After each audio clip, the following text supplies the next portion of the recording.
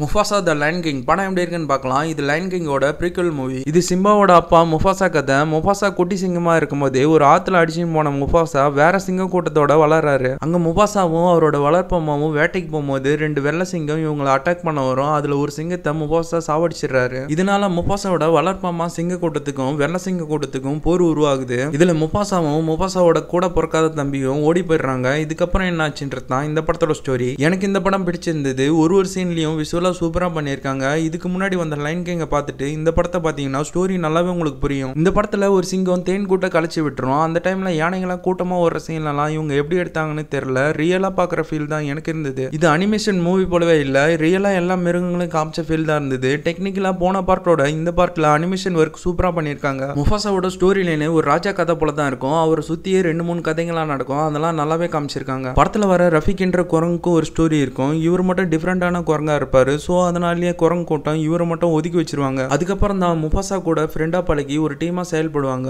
Line கிங்ல முஃபாசாவோட தம்பி தான் வில்லனா பண்ணியிருப்பாரு. இந்த படத்துல ஏன் வில்லனா பண்ணான்றத காமிச்சிருப்பாங்க. டிமோன் அண்ட் பும்பாவோட காமெடி இந்த படத்துல அவ்வளோ ஒர்க் ஆகல. லைன் கிங்ல காமெடிலாம் நல்லாவே ஒர்க் ஆயிருக்கும். அது மட்டும் தான் இந்த படத்துல டிசப்பாயின்மெண்ட். செகண்ட் ஹாஃப் ஃபுல்லாவே லவ், எமோஷனல், நம்பிக்கை, துரோகம் எல்லாத்தையும் கலந்து காமிச்சிருப்பாங்க. அதெல்லாம் நல்லாவே ஒர்க் ஆயிருக்கு. தமிழ் டப்பிங்கும் நல்லா பண்ணிருக்காங்க. ஃபேமிலியோட பார்க்க ஒரு நல்ல படம் தான் இந்த Mufasa the line king. Okay guys, இந்த வீடியோ பிடிச்சிருந்தா லைக் பண்ணுங்க, ஷேர் பண்ணுங்க, கமெண்ட் பண்ணுங்க, மறக்காம சப்ஸ்கிரைப் பண்ணுங்க. இதே மாதிரி உங்களை அடுத்த வீடியோவில் சந்திக்கிறேன் கைஸ்.